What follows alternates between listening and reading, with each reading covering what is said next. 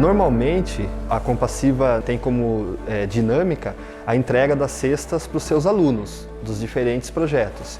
E isso vai dar um número perto de 150, talvez, famílias.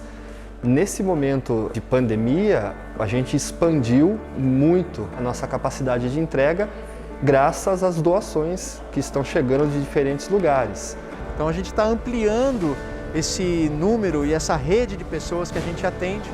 E aí a primeira grande distribuição foi um doador, nós recebemos 2.600 cestas e a gente distribuiu e repassou para outras ONGs. E agora a gente conseguiu mais 1.400 e a gente está distribuindo principalmente para as pessoas que são atendidas aqui na Compassiva e as pessoas que são aqui do bairro também. E essa fase que a gente está vivendo, a gente tem encontrado muitas outras nacionalidades, haitianos que moram aqui na região, peruanos, bolivianos, venezuelanos, que é um público que a gente começou a atender também desde o ano passado, e principalmente os brasileiros, né, que moram por aqui. A gente deu início a esse trabalho porque a gente percebeu que várias pessoas que estavam vindo buscar ajuda estavam relatando a grande dificuldade pela falta de trabalho. Então, quanto mais o tempo passa desse isolamento, mais a carência aumenta. Nós fizemos um cadastro dessas famílias e a gente tem entrado em contato e agendado um dia e horário para evitar uma grande aglomeração de pessoas. A gente sabe que essa ajuda ela é uma semana, às vezes 10 dias, por causa do número da família que essas pessoas têm, mas é pelo menos dar um renovo, dar um fôlego de esperança para essas famílias. A Compassiva está acostumada a oferecer cursos, a oferecer projetos onde a pessoa consegue a sua autonomia. Mas no momento, a cesta básica é algo de primeira necessidade e a gente tem conseguido responder, né, a essa necessidade, a essa demanda. Estar distribuindo essas cestas hoje tem demonstrado, né, o amor de Cristo para essas pessoas. A gente tem recebido mensagens de voz, mensagens de texto, de agradecimento no celular da Compassiva. A igreja está entregando não só a cesta básica, a igreja está entregando esperança, a igreja está entregando amor. Continuar servindo, continuar com as portas abertas. A igreja não fecha as portas em tempo de crise, a igreja não fecha as portas numa pandemia, mas ela abre as portas de uma maneira diferente. Mesmo que não for para ter cultos e reuniões, ela abre para atender, para amparar e para demonstrar amor ao próximo. Essa é a nossa missão como seguidor de Cristo.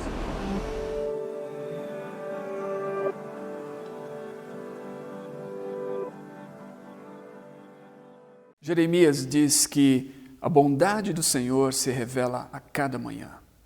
Eu espero que hoje você possa experimentar essa bondade do Senhor. Nós nos reunimos como igreja, a despeito da distância geográfica, nós estamos unidos em um único Espírito. Nós podemos cultuar a Deus. O que nós faremos através desses cânticos, do sermão, nesse tempo reservado para estarmos juntos, é um culto a Deus. Que nós possamos elevar então os nossos pensamentos, que nós possamos elevar então a nossa mente, que nós possamos voltar o nosso coração para Deus nesse momento. Que nós possamos focar a nossa atenção nele e nos lembrar que a misericórdia dele, a bondade dele se revela, se renova a cada manhã em nossas vidas. Eu quero orar com você antes de termos esse tempo tão especial como igreja. Deus, em nome de Jesus, eu oro para que todos aqueles que estão conectados, todos aqueles que estão nesse momento assistindo a essa transmissão, possam receber forças renovadas do Senhor. Assim como Jeremias disse que a bondade do Senhor se renova a cada manhã, eu oro que as forças de cada um daqueles que estão conectados e ouvindo e assistindo possam ser renovadas também, através desse período de cânticos, através do sermão, através desse tempo em que separamos para cultuar a Ti. Faça assim, para a glória, honra e louvor do Teu nome, em nome de Jesus. Amém e amém. Que esse possa ser um culto, um momento abençoado para a sua vida. Vamos juntos cantar e voltar os nossos corações para Deus.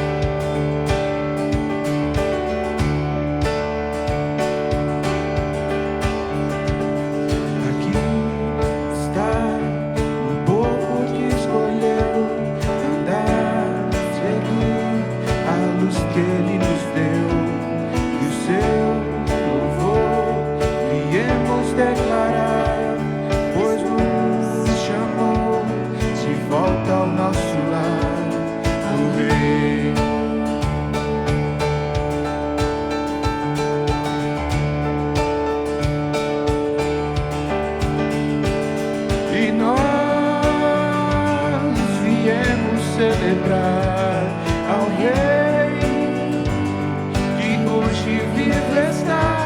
Cantemos, pois Ele está aqui. Louvor vai transbordar do nosso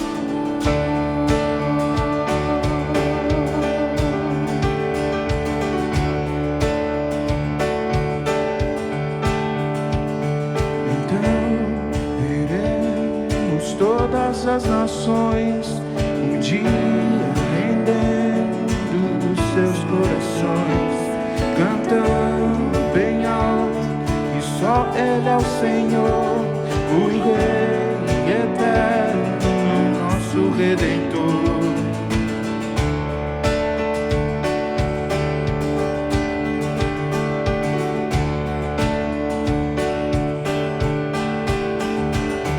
E nós viemos celebrar ao Rei que hoje vive está. Cantemos, pois Ele está aqui. E o louvor vai transbordar do nosso amor. Nós viemos celebrar ao Rei hoje vivo está. Cantemos, pois Ele está aqui, e o louvor vai transbordar do nosso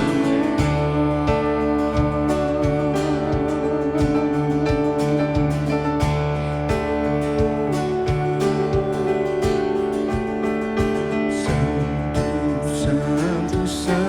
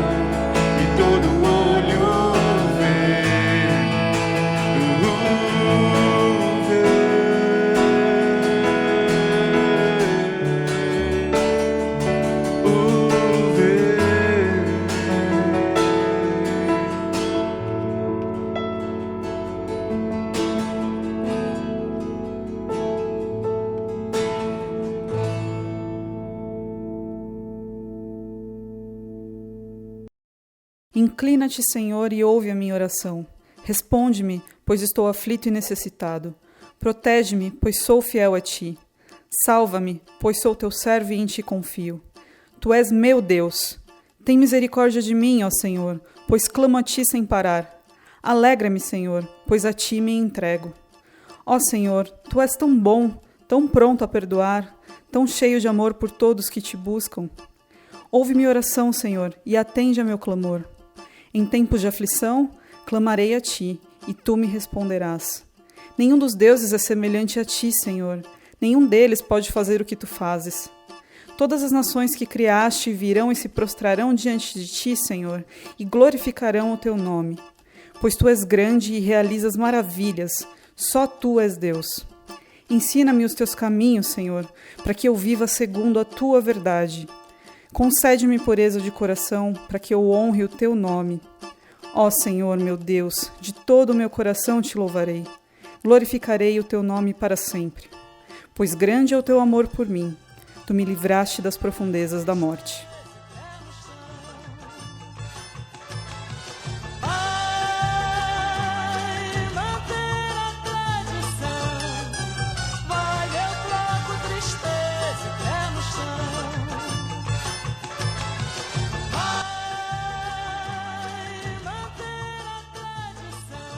Olá, saudação à igreja, aos nossos irmãos e irmãs. Bem-vindo você que nos visita, que foi convidado a escutar essa mensagem e participar desse tempo. Nós oramos a Deus para que Ele possa falar ao seu coração. Dei um aperto de saudade no meu tamborim. Molhei o pano da cuíca com as minhas lágrimas. Dei meu tempo de espera para a marcação e cantei a minha vida na avenida sem empolgação. Essa música de Armando Fernandes, e que nós ouvimos aqui na voz de Clara Nunes, ela foi escrita em 1972 para vencer aí um festival de Juiz de Fora. E em 73, ela venceu de fato com um sucesso estrondoso. A cantora viaja mundo afora divulgando samba por meio dessa música. E na Europa, Tristeza Pé no Chão foi o carro-chefe aí dos shows da Clara, né? Que inclusive chegou a apresentar-se ao lado da Orquestra Filarmônica do Reino da Suécia e cantou em sueco uma versão dessa música para o local ali naquela cidade.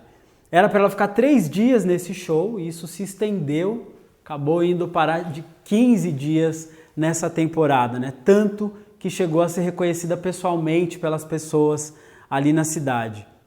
Essa música é uma pérola na história da MPB brasileira, ela tem muitos acontecimentos interessantes, diversas versões, mas curiosidades à parte. Fato é que Tristeza Pé no Chão passou a ser o enredo de muita gente em nossos dias. Um mês após a maior festa popular do mundo, o samba agora é triste. Desde o início da pandemia, o nosso cotidiano é marcado por saudade, por lágrimas e por uma espera angustiante. Nossa vida parece de fato estar sem empolgação. Os cuidados com a saúde precisam ser redobrados. Essa situação tem afetado também a saúde mental das pessoas, né? E com isso aumenta a ansiedade, a insegurança, a tristeza e outros sentimentos diante do isolamento social e das incertezas do cenário econômico e da conjuntura política. Se a gente pudesse registrar todas as histórias que envolvem o mundo e a busca de um chão onde a gente consiga pisar com segurança, a gente teria uma vasta coleção aí de livros, de biografias e por um desejo que a gente percebe de ser acolhido, de ter um espaço onde nós nos sentimos protegidos, né? Nós queremos estar seguros. E são essas histórias que dão sentido à esperança cristã. Eu quero convidar você a escutar os sambas tristes que estão diante de nós todos os dias, seja em si mesmo, seja na vida do outro. E para isso, a gente vai identificar os sambas tristes que afetam a nós, que afetam a nossa família, os nossos amigos e a oportunidade de nós pensarmos num novo enredo. O Salmo 86 registra uma certa semelhança com esse samba triste. Trata-se aqui de um salmo escrito em tempos de dificuldades e perseguições, né, na qual Davi ele clama a Deus por alívio e livramento, sabendo exatamente quem é o Senhor, a qual dirige as suas palavras na oração. Ainda que Davi rogue por socorro, o salmo termina sem um sinal claro de que sua oração foi respondida e permanece, né, no final desse texto um fardo aqui de angústia. Então a gente vai trocar um samba triste por um salmo triste, é isso? De forma alguma. A gente vai pensar que nesse quadro de dificuldades, o salmista ele vai definir bem 2 identidades aqui, que é o nosso ponto de partida. O servo de Deus, aquele que serve ao Deus Todo-Poderoso e o próprio Senhor. É por isso mesmo que esse salmo é um texto precioso e que em meio a uma crise como essa, ele pode servir como orientação que vai fazer o povo de Deus manter a sua identidade firme, conhecendo e afirmando quem é o seu Deus e o que ele faz por nós. Confuso sobre compreender sobre os Salmos, Marcelino pediu ajuda ao seu amigo, Atanásio, o grande bispo de Alexandria, que escreve uma carta em resposta. E a carta diz: Meu filho, todos os livros das Escrituras, tanto os antigos quanto os novos, são inspirados por Deus e úteis para o ensino como está escrito.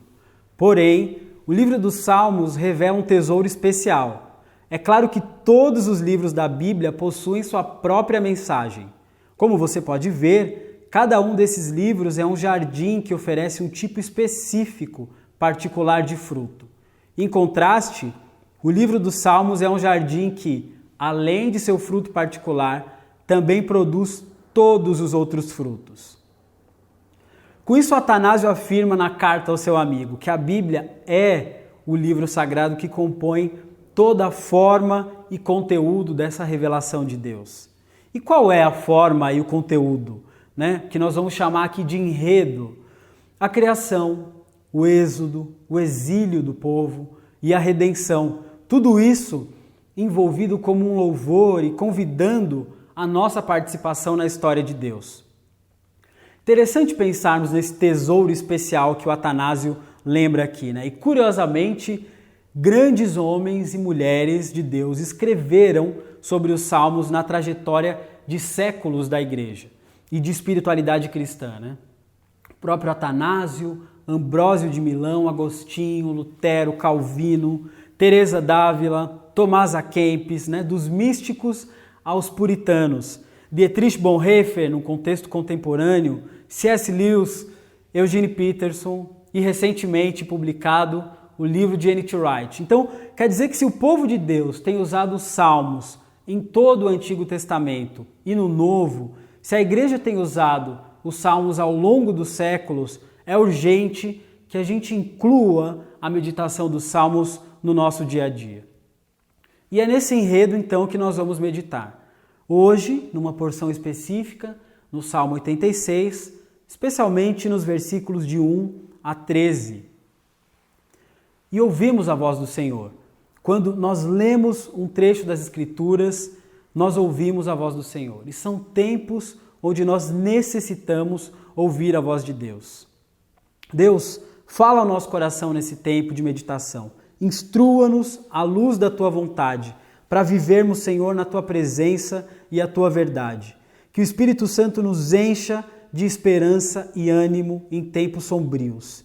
Em Cristo Jesus, nosso Senhor, nós te pedimos. Amém. Como vimos, os salmos são esses textos, recheados aí de poemas e de cânticos de adoração antigos, né? Os salmos é o primeiro sarau declamado pelo povo de Deus. É um conteúdo de um livro cheio de drama, de tragédia, de tristeza, de angústia, de sensibilidade, de alegria e de uma poderosa esperança. A Bíblia esconde essa tragédia de jeito maneira, mas o modo como nós encaramos isso muda a nossa perspectiva. Eis aí o nosso novo enredo. Diz respeito a como nós podemos conhecer a realidade em que viviam aquelas pessoas e o horizonte de fé e de esperança que brilha um salmo após o outro. Nossa meditação hoje é no Salmo 86, mas e se fosse no 85? Deus também falaria ao nosso coração. Se fosse no 84, no 90, no 91, no 23, e se fosse um outro livro? A Escritura fala ao nosso coração. Esse Salmo 86 é um salmo de Davi. É uma oração solitária, na qual é o único poema dele nesse terceiro bloco, nesse terceiro livro, né? E é simples, tem uma súplica inicial e uma oração final aí pontuada por um ato de louvor. Os versículos finais desse salmo, eles não revelam o alívio da pressão e, por enquanto, parece não haver um sinal de resposta. Mas a gente tem aqui uma oração sincera e que é composta por petição e por louvor. Há razões para orarmos, há razões para pedirmos e há razões para louvarmos a Deus. No versículo 1 diz: Inclina-te, Senhor, e ouve a minha oração. Responde-me, pois estou aflito e necessitado. Existe uma certeza dessa resposta. Deus ouve a nossa prece. Já no versículo 2, protege-me, pois sou fiel a ti. Salva-me, pois sou teu servo e em ti confio. O pedido do salmista mostra ser obediente aqui à aliança de Deus com Israel. Sou fiel a ti. E esse fiel aqui não tem nada a ver com a torcida daquele time de futebol, nem aquela escola de samba. Importante, né? A gente mencionar, senão vão pensar de forma equivocada. E ser fiel aqui não quer dizer que Davi ele fosse perfeito ou que ele não tinha pecado, mas que o seu coração ele estava continuamente ligado a Deus, de forma que com isso ele conseguia servi-lo, glorificá-lo e amá-lo. E essa disposição, ela transpira de uma declaração forte, cheia de significado, que já é o verso 4. A ti, Senhor, me entrego, alegra-me. A palavra Adonai aqui é a minha alma. Falamos aqui de um Deus que pode alegrar a nossa alma aflita. O Senhor é aquele que alegra a nossa alma aflita. Ora, E que quem não deseja entregar essa alma e ser cheio da alegria de Deus, da verdadeira alegria? É por isso que a Bíblia fala tantas e repetidas vezes da necessidade de termos comunhão com o Senhor.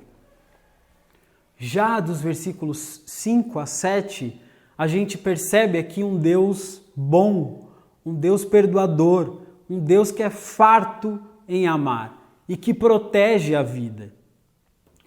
Esses são atributos de Deus que dão esperança ao leitor. É um salmo em que Deus é aquele que concede esperança a Davi, mas também concede esperança ao leitor. Se a gente fizer uma análise da ênfase nessas palavras no original, a dinâmica é a seguinte: aquele que ora ao Deus fiel levanta a sua alma, porque o caráter do Senhor, Adonai, é responder ao nosso clamor.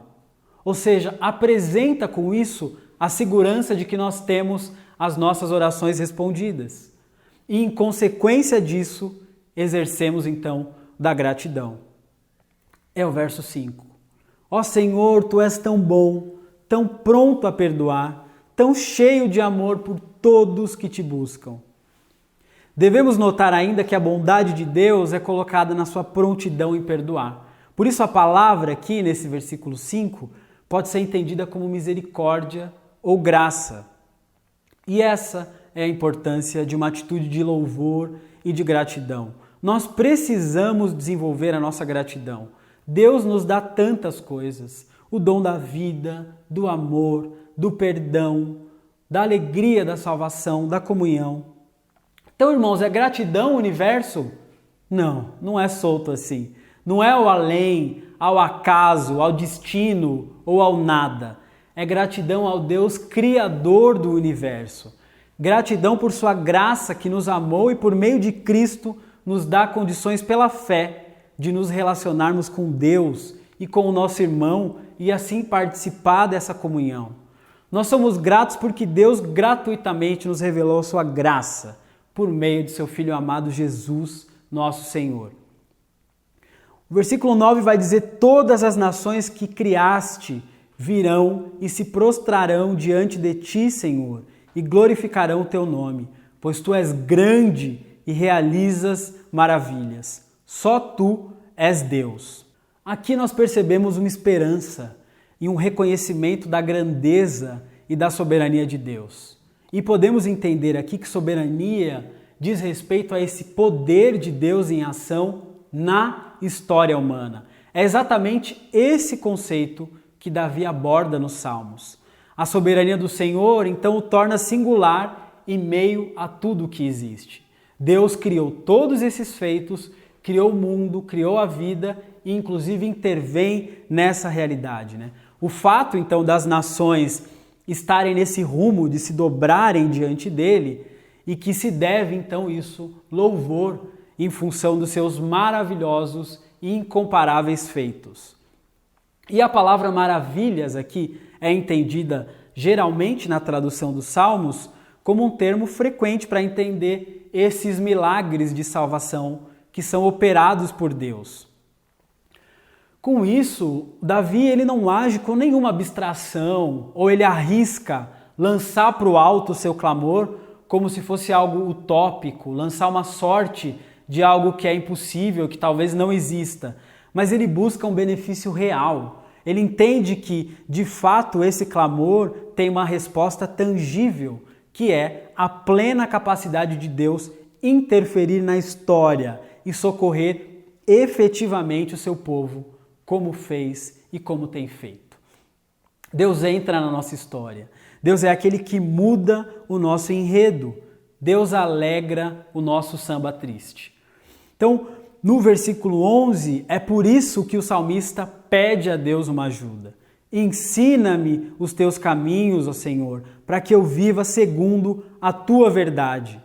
Concede-me pureza de coração para que eu honre o teu nome. Quer dizer, ele pede para conhecer os caminhos de Deus e assim viver conforme essa vontade divina. Davi roga aqui por uma atitude sincera, uma atitude genuína. Eu estou cansado de caminhos e de descaminhos que não levam à verdade, a um sentido, a uma direção, a um propósito, a um significado. E aí Davi então aplica este fato à sua vida, não apenas ao mundo, mas é um clamor que tem uma atitude sincera, transparente, direta com Deus. Com Deus não há máscaras, irmãos, não há pompas, não há firulas, não há formalismos. Ele conhece o nosso samba triste. Ele conhece o nosso enredo e as dificuldades do nosso dia a dia e quão difícil é caminhar com tudo isso. Ou seja, nós devemos chegar diante de Deus sem máscaras, pois Ele conhece o íntimo do nosso coração, aquilo que há de mais profundo na nossa existência. Essa é uma oração de Davi acerca da formação de hábitos corretos. Por isso ele ora: concede-me pureza de coração para que eu honre ao teu nome. Quer dizer, essa frase é cabal à medida em que ela revela a nossa humanidade, né? E ela anda fora de tom, fora do enredo de Deus. Nossa condição sem Deus, distante de sua vontade, mostra que há algo errado e que precisa ser corrigido. É por isso que a nossa cuíca, o nosso tamborim, os nossos passos estão descompassados. Há um conflito cósmico aqui entre o nosso samba e o enredo do Criador. Outro dia eu estava no metrô, quando ainda era possível pegar metrô, e aí tinha um jovem fazendo uma rima, né, com uma caixinha de som. É bem comum essa cena em São Paulo. Mas, gente, o menino, ele não rimava nenhuma palavra, não acertava o beat, não tinha o flow. E aí não conseguia encaixar a rima com a mensagem. Olha, ficamos eu acho que o vagão inteiro consternados com aquela rima que não acertava. E por incrível que pareça, ele passou o boné e algumas pessoas ainda deram umas moedinhas. Mas esse é um sinal de graça comum, né? Só pode. Ainda assim, ofertaram lá para o menino. Mas quer dizer que assim como esse jovenzinho, desafinado do metrô, que não acertava a sua rima, não acertava o seu beat, a nossa espiritualidade sem Deus é desordenada. Os nossos relacionamentos são desordenados. O ritmo da nossa vida também, quando a gente está fora desse tempo de Deus, desse kairos. Então nós vivemos num outro tempo, descompassado, que o pecado então nos distancia dessa vontade. E aí o salmista então no versículo 12 ora: ó Senhor meu Deus, de todo o meu coração te louvarei, glorificarei o teu nome para sempre. Aqui a gente já tem termos práticos, né? Caído diretamente dos céus, vem uma resposta dessa oração, mas o nosso coração aqui anda num ritmo de louvor.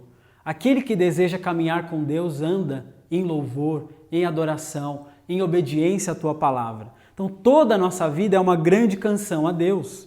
Então não dá para ficar parado esperando o crescimento, a maturidade, né, o aprimoramento da vida espiritual se nós não buscamos e não aprofundamos essa comunhão. Nós devemos buscar a Deus de todo o nosso coração e louvá-lo em todas as nossas ações. E por quê? O versículo 13 responde: pois grande é o teu amor por mim, tu me livraste das profundezas da morte. Este louvor não é mera repetição, tem uma série de motivos aqui para ele. Fala do livramento do mais profundo poder da morte, do abismo, entendido por Sheol. É possível considerá-lo aqui, esse livramento, como algo passado, mas também futuro, e como uma linguagem de livrar de uma crise séria. Isso aponta, né, folheando os comentários ali, os especialistas dos Salmos compreendem isso, que em termos literais é acerca de um estado além da morte. Quer dizer que Deus nos livra de várias mortes, da morte eterna, da morte física, da morte da crise, da morte espiritual. A palavra alma, então, por si mesma, significa minha vida, minha pessoa. Então está dizendo que Ele também livra a nossa vida, a nossa alma.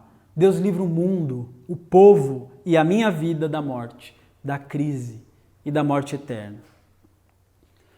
Como é que você está hoje? Como é que está a sua família? Em que tom que está o seu samba na avenida da vida? Talvez num ritmo triste, um tanto angustiado, sem vontade de dançar, porque nada parece ter sentido. Num tom perplexo, porque não é hora da gente pensar nisso, não tem tempo para a gente pensar nessas coisas, porque há tanta coisa de ruim acontecendo. Mas a boa notícia é que Deus cuida de nós. Aliás, Ele está bem pertinho. É o salmista que diz isso. Eu oro, eu clamo, porque tenho a certeza de que Deus me ouvirá. E é esse o nosso enredo, meus irmãos e irmãs. O enredo de Deus, ele foi revelado ao mundo inteiro através da vida e da morte do nosso Senhor Jesus Cristo. E porque Jesus é o Senhor do universo e da história, nós somos abençoados, mesmo quando sofremos. Deus cuida de nós e ouve as nossas orações. Por isso, oferecemos nossa gratidão e confessamos o que Ele fez por nós. Nele, nós encontramos liberdade e alegria em seus mandamentos, através do poder do Espírito Santo que age em nossa vida, que anima o nosso espírito. Eu quero orar pela sua vida, por sua casa, pelo seu trabalho, por seu samba e pela forma em que nós temos conduzido a vida diante de todo esse processo. Mas antes eu quero te fazer um desafio, um pedido, e que você escolha um lugar na sua casa para você orar todos os dias, para você ler a Bíblia. Primeiro você ora, conversa com Deus, entrega a sua vida a Deus e seus caminhos ao Senhor. Depois você abre a Bíblia e medita para ouvir a voz do Senhor. A oração é uma conversa com Deus, né? E a Bíblia é para ouvirmos a voz de Deus, trabalhando, transformando, edificando o nosso coração. E a palavra de Deus é viva. Nós cremos, enquanto cristãos, que ela fala ao nosso coração. E qual é o lugar em que você vai se encontrar com Deus?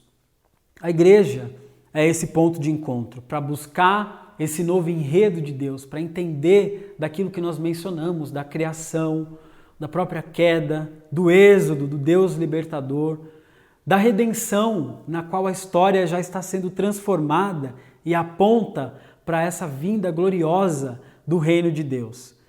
E nós temos meios de fazer isso, né? Comungando, participando do corpo de Cristo. Temos a oração, temos a leitura da Bíblia. A comunhão, por hora, nesse momento, tem sido desfrutada e acontecido nesse recurso, graças às novas estratégias, às mídias, à internet, ao esforço dos nossos irmãos e à equipe que tem se dedicado para transmitir essa mensagem. Mas esse salmo é uma porção aqui daquilo que o Evangelho promove em nossa vida. E eu gostaria de convidar de seguir e trilhar por esse novo enredo.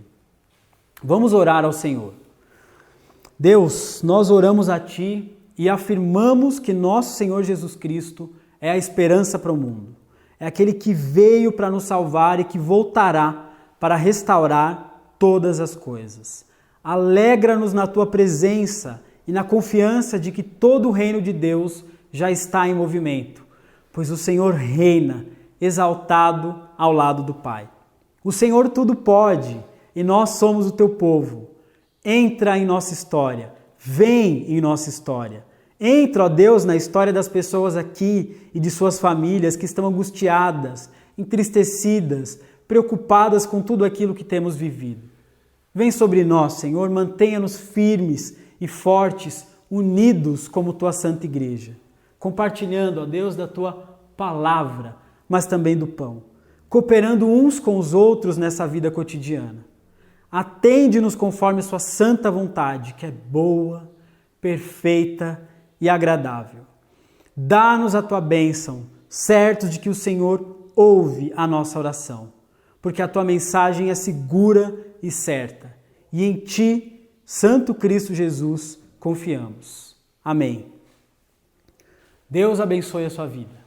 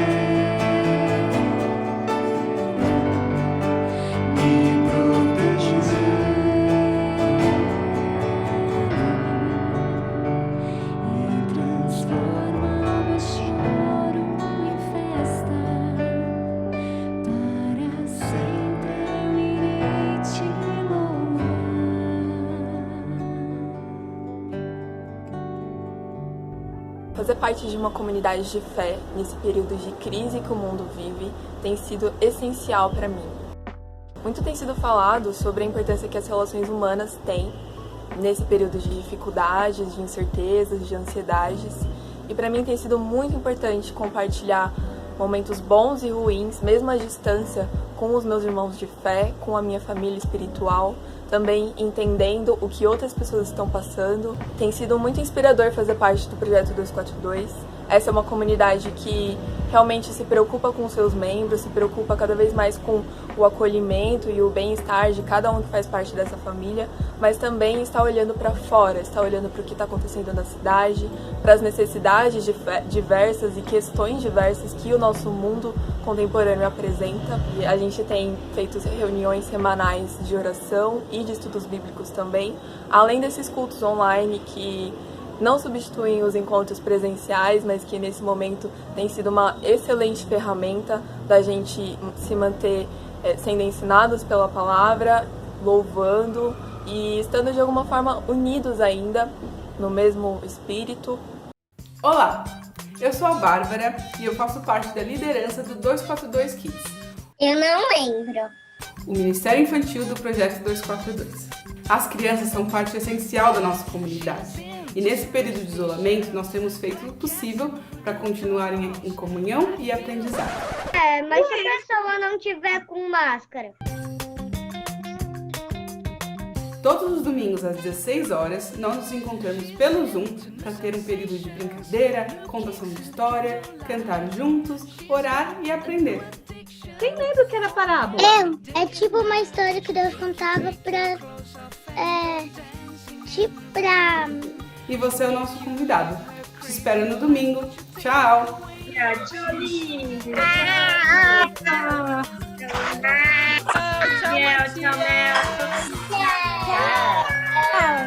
Olha que lindo, Martim. Gosto muito de você, Miguel. Como disse a música, o sol virá pela manhã para iluminar a nossa escuridão. Que o Senhor possa ter falado ao seu coração através da palavra. Ele, como essa palavra diz no Salmo 86, Ele é um Deus misericordioso e compassivo, rico em amor. Que esse amor possa ter te alcançado também. E se você foi tocado por ela, por essa palavra, que você possa entrar em contato conosco em nossas redes sociais, pelo Facebook, Instagram, Twitter. Fale conosco, nós queremos orar por você. E eu quero estender essa oração até você agora. Queria que você fechasse seus olhos e vamos orar. Senhor Deus, em nome de Jesus, nós queremos te louvar pela tua palavra que é fiel e verdadeira, Senhor, e nos alcança na condição que nós estamos agora. Que o teu Espírito Santo visite a todo aquele que a sua palavra alcançar, porque ela diz que ela não volta vazia. E faça algo novo em seus corações, faça brilhar a luz, Senhor, novamente nessas vidas e que eles possam ter um encontro pessoal contigo. Essa é a nossa oração, Senhor, em nome do teu Filho Jesus. E assim, nós encerramos mais essa reunião. Espero que você tenha uma ótima semana, você e seus familiares, e Deus esteja com você em todo o tempo. Uma excelente semana. Deus abençoe.